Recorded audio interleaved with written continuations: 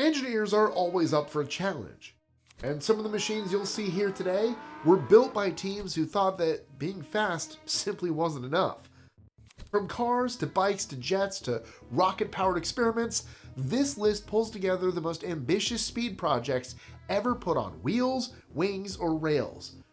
So, whether you're here for the hypercars, the experimental aircraft, or the machines that simply broke the barriers nobody ever thought possible, this lineup is going to give you something to talk about. I'm Mike with List 25, and these are the 25 fastest vehicles ever built, ranked by top speed. 25. Porsche 918 Spyder. Right off the bat, I have to tell you that not every top speed claim counts as an official world record. For that, a car needs an independently confirmed two-way average run on the same road, under similar conditions, and verified by a recognized authority. The vehicles on this list are ranked by those verified numbers, even though some famous hypercars and specialty bikes mix manufacturer claims with fully documented results. Be that as it may, a car doesn't land on this list like this unless it brought something impressive to the table, and the Porsche 918 Spyder brought plenty. This hybrid powerhouse proved that electric assistance can boost performance instead of holding it back. With a 4.6-liter V8 and electric motors, it delivered about 887 horsepower and reached 214 miles an hour. The carbon fiber chassis and active aerodynamics kept it agile in corners, while the suspension gave it race car confidence without sacrificing comfort on the road. Porsche designed this car to show what hybrid engineering is capable of, and it succeeded in every important way. 24. Ferrari LaFerrari. Ferrari approached this project as a way to show off everything it had learned about making fast cars. The result was LaFerrari, a hybrid hypercar that combined classic Ferrari spirit with some of the most advanced performance tech the company had ever created. It reached a verified 218 miles an hour, and every part of the car was designed to make that kind of speed feel controlled instead of chaotic. The 6.3-liter V12 engine and electric motor together produced 950 horsepower, giving the car quick acceleration while keeping the power delivery smooth and easy to handle. The carbon fiber frame kept the weight down, the aerodynamics helped the car stay firmly on the road, and the adaptive suspension allowed it to take corners without losing stability. Ferrari built LaFerrari in limited numbers, and it became a collector's favorite almost immediately. 23. Lightning LS218. Electric motorcycles rarely get compared to hypercars, yet this one forced that comparison. Riding the LS218 feels different from most high-performance bikes because the power arrives with no buildup. The motor goes straight to work, sending out up to 200 horsepower the moment the rider asks for it. That immediate response demanded a chassis that could stay steady and a suspension that wouldn't buckle under pressure. So, Lightning designed both with high-speed stability as the priority. The aerodynamic bodywork plays its part too, reducing drag and helping the bike stay planted as the airflow intensifies. Put those pieces together, and you end up with a machine that reaches a verified 218 miles an hour. 22. Mercedes-AMG One.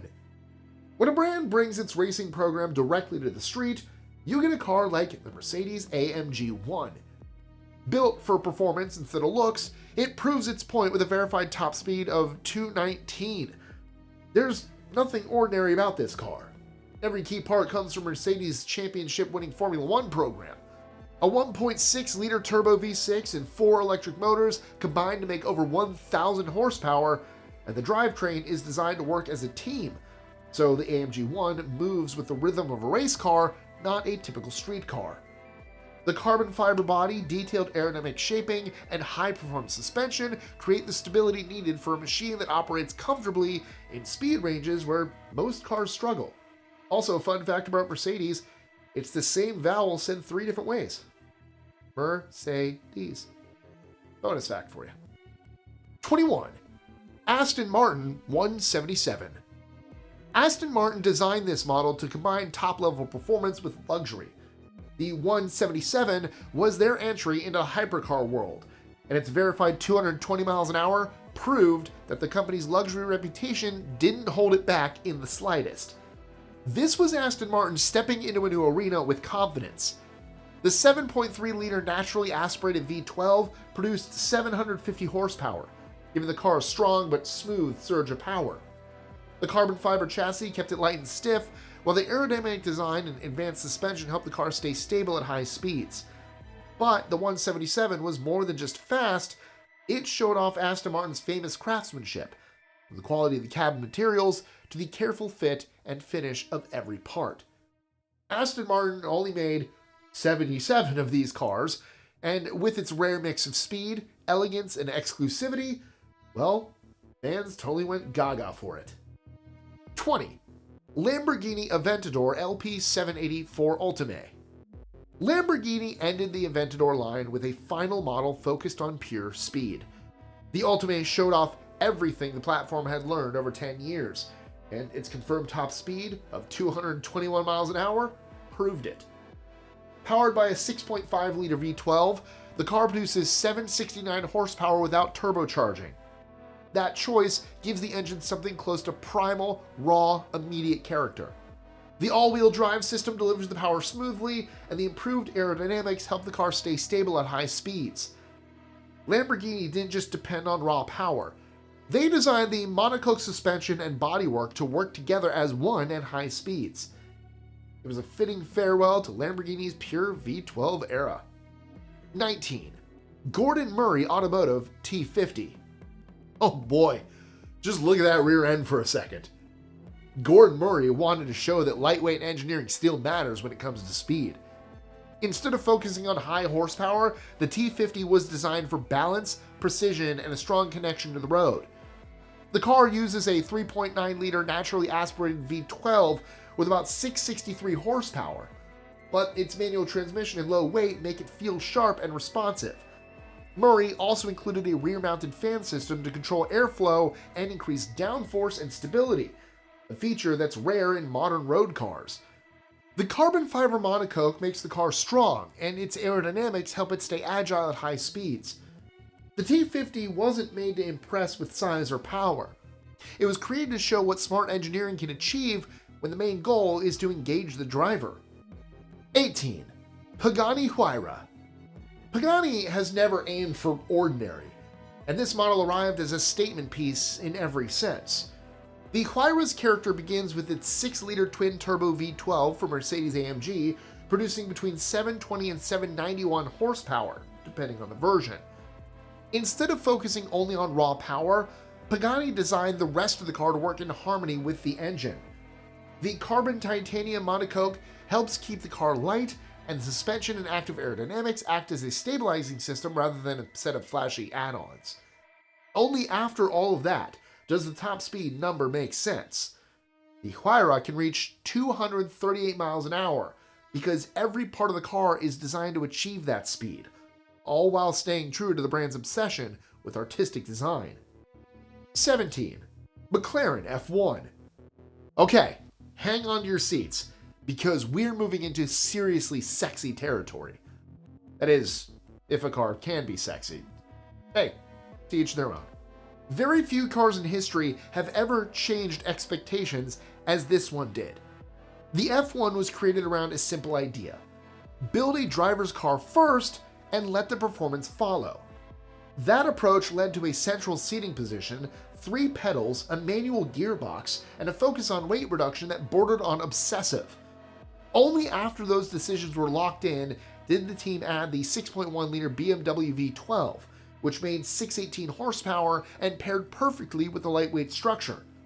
The result was a car that wasn't just trying to hit a target.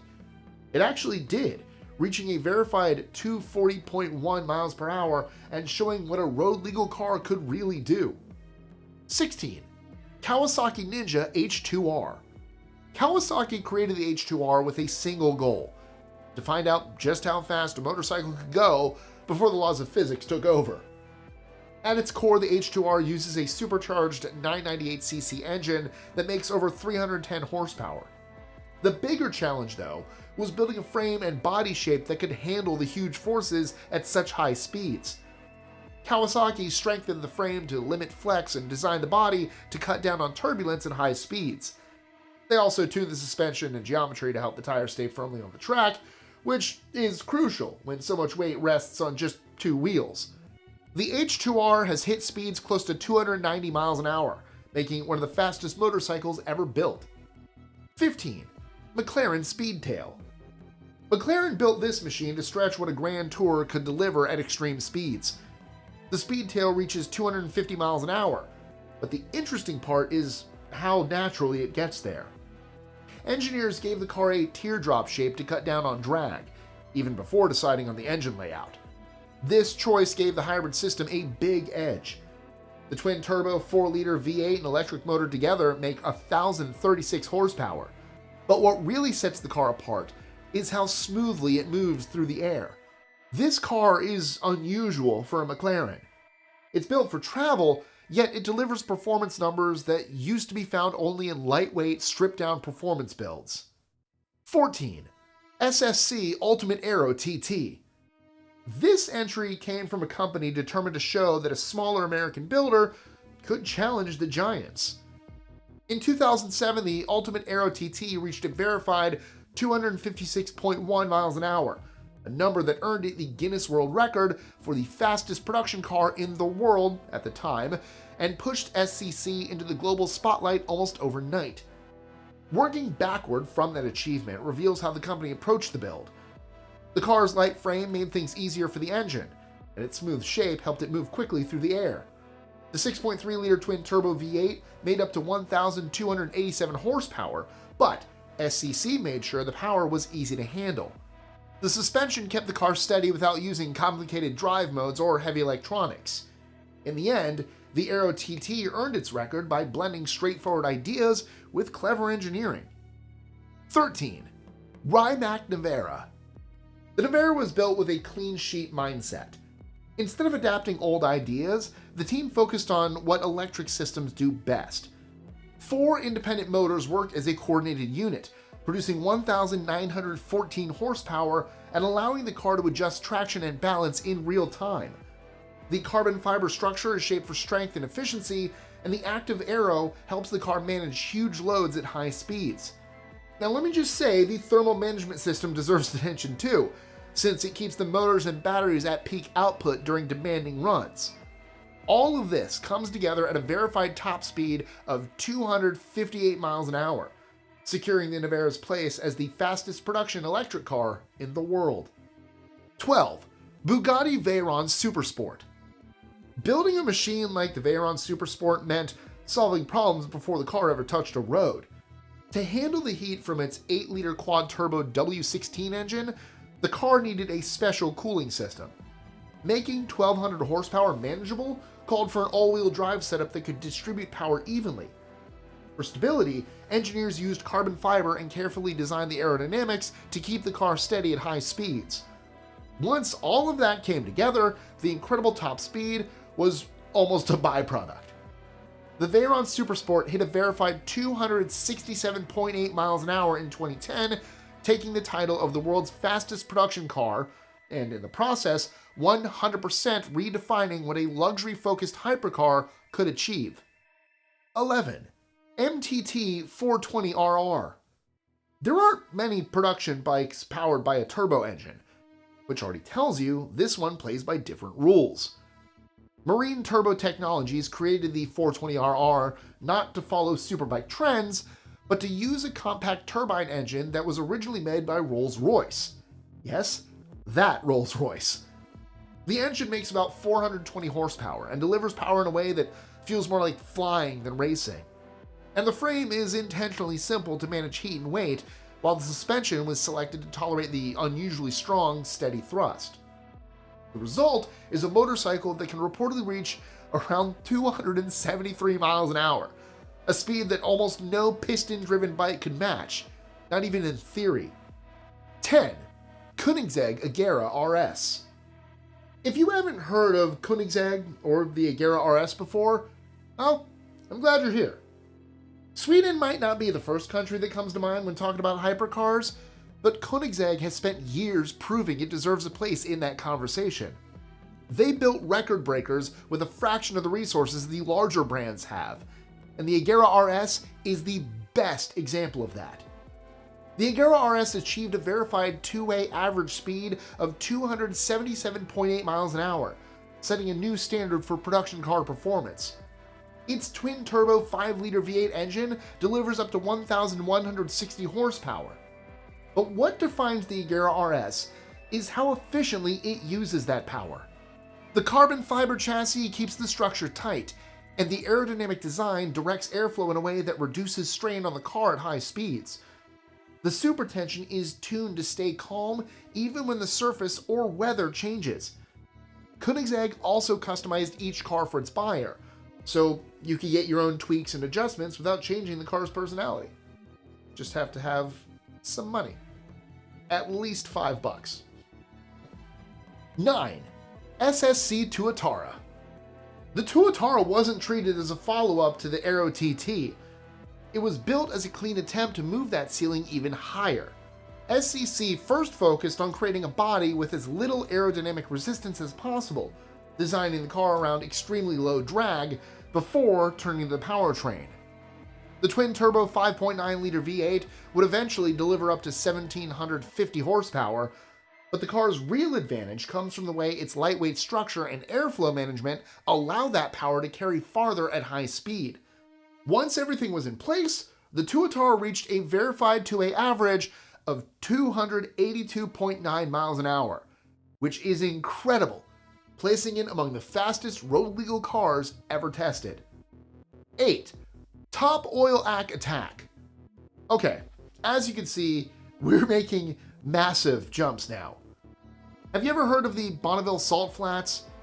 It's one of the world's most famous natural speedways.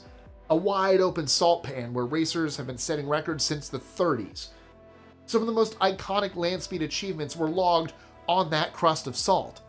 The team behind the Top Oil-Ack attack understood that success at the Bonneville Salt Flats depends as much on airflow as on horsepower. So, they created a fully enclosed, stretched out body that acts more like an airplane fuselage than a motorcycle frame. Inside, two engines make over 1,200 horsepower and are set up to deliver steady power over long runs. The suspension and structure were built to hold the line at extreme speeds where crosswinds and surface texture can threaten stability. Result was a verified run of 376.363 miles an hour, cementing the Ack attack as one of the most successful streamliners ever built. 7. ThrustSSC. Okay, at this point in the list, I'm not even talking about fast cars anymore. I'm talking about the machines we've built to challenge the limits of air itself. The British team behind the project built a jet-powered car around two Spey turbofan engines from Rolls-Royce, giving them enough power to attempt a supersonic run. They chose the Black Rock Desert for its long, flat surface and shaped the car so it would remain balanced as it crossed the transonic zone. Then came the big day. Andy Green handled the driving and took the car up to 763 miles an hour, making it the first land vehicle to officially break the sound barrier ever. 6. Concorde. The Concorde represented a different idea of flight, one where a passenger jet could move through the sky at more than twice the speed of sound. Its four Olympus 593 engines from Rolls-Royce and Snecma produced the thrust needed to hold Mach 2 across long distances. The aircraft's slender delta wing layout allowed it to stay efficient at those speeds without losing stability. The Concorde's drooped nose helped pilots see better during takeoff and landing, and the airframe was also designed to handle the intense heat caused by air friction. The fleet was retired in 2003 as economic pressures and the challenges of maintaining such specialized aircraft finally outweighed the benefits of keeping them flying. Did you ever get to fly in one? Let me know in the comments below. I never did. I think I remember seeing one taking off from Tampa Airport, though, when I was little. 5. Bell X2. The Bell X2 program started in the early 50s, when the US Air Force and NACA wanted to study flight conditions beyond what jets of that time could handle. Bell aircraft designers were tasked with building a rocket-powered plane that could fly fast and high enough to see what happened as it neared Mach 3. This led to the X2, a sleek metal plane that was carried up by a B-50 bomber before its own Thiokol XLR-25 engine took over. After release, the X2 entered a part of the sky where heat, stiff controls, and stress on the structure became real dangers. The X2 flights didn't last long, but the results were unmistakable. The X2 revealed how sharply stability changes at high speeds and how much heat a fast aircraft must handle to avoid damage. These findings helped to create the next generation of experimental planes, especially the X-15, which pushed us even closer to space. 4. North American XB-70 Valkyrie. During the Cold War, the United States explored the idea of a bomber that didn't evade threats by hiding, but by flying so fast that nothing could reach it. That idea eventually led to the XB-70 Valkyrie. When the aircraft was no longer being considered for combat, it shifted into a research role focused on flight at very high speeds. Its 6 General Electric YJ93 turbojet engines provided the power needed for those tests, and the design let engineers study how heat, airflow, and structural forces behave at extreme velocity. Features like folding wingtips, a long delta wing, and a reinforced frame were added to solve problems that only happened near Mach 3.1.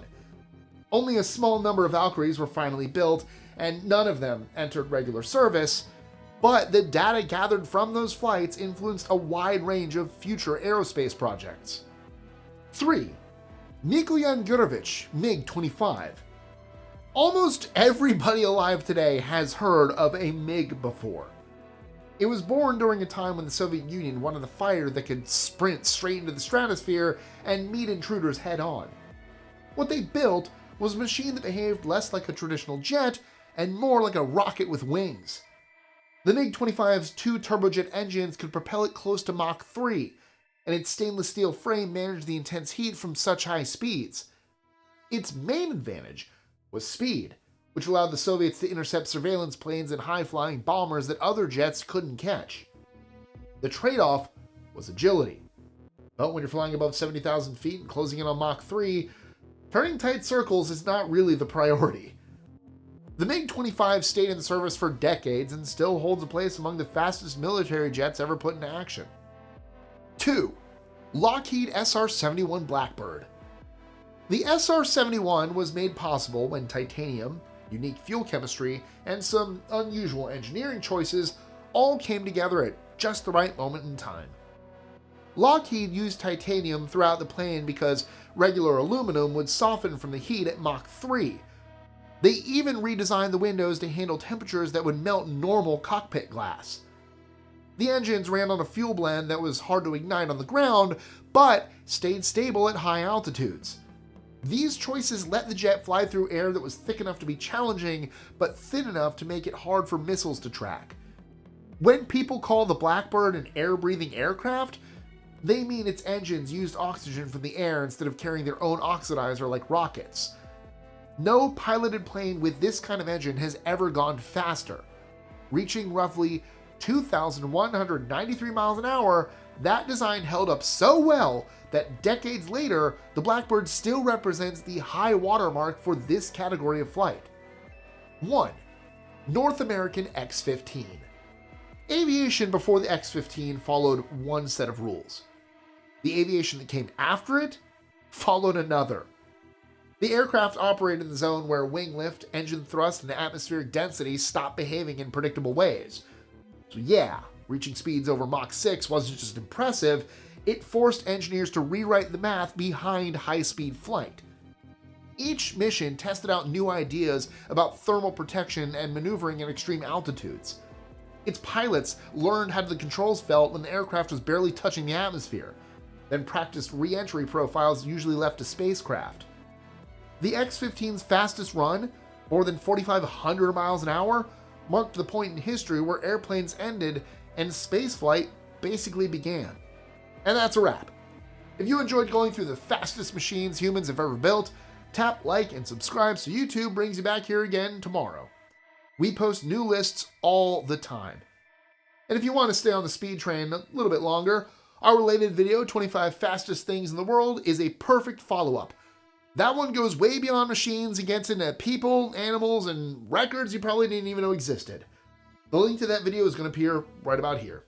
I really appreciate you guys being here. As always, like, share, comment, subscribe, hit that notification bell so you don't miss out on any new content Also, let me know in the comments below, what's your favorite fast vehicle ever? You don't have to have actually flown it or driven it or anything like that.